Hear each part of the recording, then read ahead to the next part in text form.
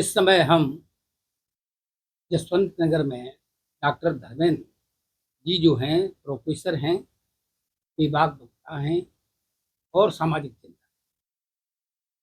लोकसभा में पहले उनका परिचय लेते हैं, वो स्वयं परिचय बताएंगे, उसके बाद प्रश्न। जी डॉक्टर। जी, मैं doctor Dharmendra Kumar, assistant professor राजनीति विज्ञान विभाग। मैं आपके चैनल और आप सभी लोगों का मैं स्वागत करता हूं कि आपने मुझे अवसर दिया चैनल पर। जी डॉक्टर साहब, एक बहुत देश में चर्चा है कि देश के गृह मंत्री लोकसभा में अम्बेडकर आवेडकर आवेडकर एक फैशन बन गया है और कहा है कि अगर इस तरह से राम का नाम लेते तो 7 पीढ़ियां कर जाती, आपकी 7 पीढ़ी स्वर्ग पहुंच जाती। इस पे आपका क्या विचार? देखिए, ये जो बयान गृह मंत्री जी ने दिया है, मैं समझता हूं कि देश की बड़ी पंचायत में बैठ कर के ये गैर जिम्मेदार बयान है। ये जिस तरीके से उन्होंने अम्बेडकर अम्बेडकर अम्बेडकर जो कहा है, वह सम्मान में नहीं बल्कि किसी की खिल्ली और मजाक बनाते हुए शब्द को इस्तेमाल किया है। मेरा मानना है कि इस तरीके के बयान के समय जो धनखड़ साहब भी बैठे थे, उनको कार्रवाई देखनी चाहिए थी और गृह मंत्री जी ने जो ये शब्द कहे हैं, इस पर उन्हें माफी मांगनी चाहिए और अपना इस्तीफा भी दे देना चाहिए। और जहां तक मेरा मानना है कि अंबेडकर के लिए जो शब्द उन्होंने कहा है वो काफी दुर्भाग्यपूर्ण है कि इस तरीके से संसद में उनको ये बयान नहीं देना चाहिए, मजाक नहीं बनाना चाहिए। जी डॉक्टर साहब, ये इस चीज को, इनके बयान, आपका ये समाज, दलित समाज, पिछड़ा समाज कैसे? देखिए, दलित और पिछड़ा जो समाज है हमारा, वो इस बात को जानता है कि अंबेडकर के बिना हम लोगों को अधिकार और हम लोगों की जो रोजमर्रा की जरूरतें हैं, जो मेरी बुनियादी अधिकार हैं, मेरी बुनियादी चीज जरूरतें हैं, वो अंबेडकर के बिना संभव नहीं थी। अंबेडकर ने उस दबे पिसे कुचले समाज के साथ न्याय करने का काम किया, उनकी वकालत करने का काम किया और संविधान में उन सारी चीजों को स्थापित करने का काम किया जिसकी वजह से आज हम लोग समाज की मुख्य धारा में पहुंचने का काम कर रहे हैं। किंतु ये जो सत्ताधारी दल है, ये लगातार इस तरीके की व्यवस्थाएं कर रहा है, निजीकरण के माध्यम से या अन्य माध्यमों से अपने आप को, जो सेकुलर मोड था हमारे संविधान का, उस सेकुलर मोड को खत्म करते हुए वो इस तरीके की धार्मिक व्यवस्था को बना रहा है, हम लोगों का मजाक बना रहा है, हम लोगों के रोजगार के जो रोज अवसर थे उसको छीन रहा है। इससे हमारे समाज में बहुत बड़ा रोष है कि ये तो अब इस स्थिति पे भी आ गए कि हमारे महान भावों के, हमारे महान पुरोधाओं का अपमान करने पर यह संसद में उतर जाए। इसलिए बहुजन समाज इनसे बहुत रुष्ट है और हर जगह इसकी जो है निंदा भी हो रही है और ये मांग भी की जा रही है कि ऐसे गृह मंत्री को तत्काल बर्खास्त कर देना चाहिए। इस चीज को, जो बयान उन्होंने दिया है, क्षेत्रीय दल किस हिसाब से?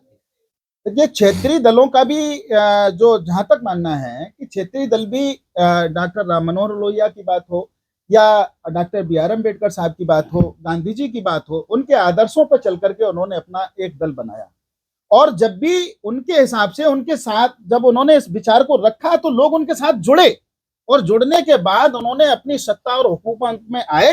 अब ऐसी स्थिति में जब उन्होंने इस तरीके का बयान दिया है तो स्वाभाविक है कि जो सेक्युलर मोड के जो हमारे क्षेत्रीय दल हैं उनके अंदर रोष है, उनके अनुयायियों के अंदर, उनके फॉलोवर्स के अंदर रोष है और इस रोष को संसद में नहीं, सड़क पर देखा जाएगा। बहुत जल्द इस पर बड़े बड़े आंदोलन होंगे यदि गृह मंत्री जी ने अपना इस्तीफा नहीं दिया और सार्वजनिक रूप से अगर माफी नहीं मांगी। अच्छा, जो आप कह रहे हैं कि बहुत बड़ी आंदोलन, क्या इससे आने वाला जो चुनाव है क्या फर्क? देखिए, सत्ताधारी दल ने अपनी हम तो ये समझ रहे थे कि सारे लोगों को समान रूप से अधिकार मिले हुए हैं और समान रूप से सारे लोग विकास की तरफ अग्रसर थे, लेकिन सत्ताधारी दल ने पाली खींचने का काम किया। उसने ये बता दिया कि तुम सेकुलर मोड के लोग हो, तुम अलग हो, हम सांप्रदायिकतावादी लोग हैं, हम अलग हैं। और इसलिए अब समाज में एक लंबी लकीर खिंच गई है, एक लंबी पाली खिंच गई है। तो स्वाभाविक है जो आने वाला चुनाव होगा उसमें जो अम्बेडकरवादी हैं, एससी एसटी ओबीसी माइनॉरिटी के लोग, वो लामबंद होकर एक तरफ चले जाएंगे और इस जो इस समय वर्तमान में सत्ताधारी दल है जो सांप्रदायिकतावादी व्यवस्था को कायम करना चाहता है, उसको दरकिनार करते हुए सत्ता से बेदखल करने का काम करेंगे। श्री मंगल सिंह जी, आप भी सामाजिक कार्यकर्ता हैं, वक्ता भी हैं, आपका इस पर क्या? देखिए, इनकी सोची समझी रणनीति थी, साजिश थी, जो इन्होंने बोल दिया, इनके धोखे से निकल गया। इनकी मानसिकता बहुत दूषित है। देखिए, बाबा साहब डॉक्टर अम्बेडकर की तुलना की अगर बात की जाए तो महामना मदन मोहन मालवीय जी ने भी ये लिखा है कि सारे ब्राह्मण मिलकर भी बाबा साहब डॉक्टर भीमराव अम्बेडकर की बराबरी नहीं कर सकते। बराक ओबामा जी तत्कालीन राष्ट्रपति अमेरिका के जो हैं, उन्होंने भी कहा कि यदि बाबा साहब डॉक्टर अम्बेडकर मेरे यहाँ होते तो मैं इन्हें उगते हुए सूरज के नाम की संज्ञा देता। लेकिन इनका जो बयान है, ये बयान की हम लोग बहुत निंदा करते हैं। इनको माफी मांगनी चाहिए और नहीं तो पद से इस्तीफा देना। हमारे सामने वरिष्ठ पत्रकार आसिफ जी हैं, आप इसमें क्या कहना चाहेंगे? ये एक सोची समझी रणनीति है कि हमारे महापुरुषों को इन्होंने हमेशा अपमानित किया है।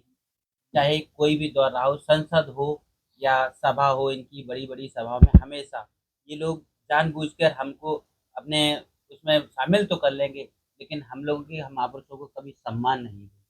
राजनीति करेंगे, लेकिन एक सोची समझी राजनीति करेंगे, हमेशा अपमानित करने वाली राजनीति। आप लोगों ने इन महानुभावों के विचार सुने। इन विचारों के अलावा मैं स्वयं व्यक्तिगत ये रख रहा हूं कि उन्होंने ये कहा कि 7 पीढ़ी आपकी स्वर्ग को तर जाती। बहुजन समाज ये कह रहा है इस पर कि मैं तो तरी चुका हूं, अगर अंबेडकर नहीं थे उस वक्त मेरी स्थिति क्या, अंबेडकर के बाद क्या है तो मैं तो स्वर्ग आ गया हूं। जो स्वर्ग की अमित शाह जी कामना कर रहे हैं, बता रहे हैं, वो स्वर्ग उन्हें ही हुआ है।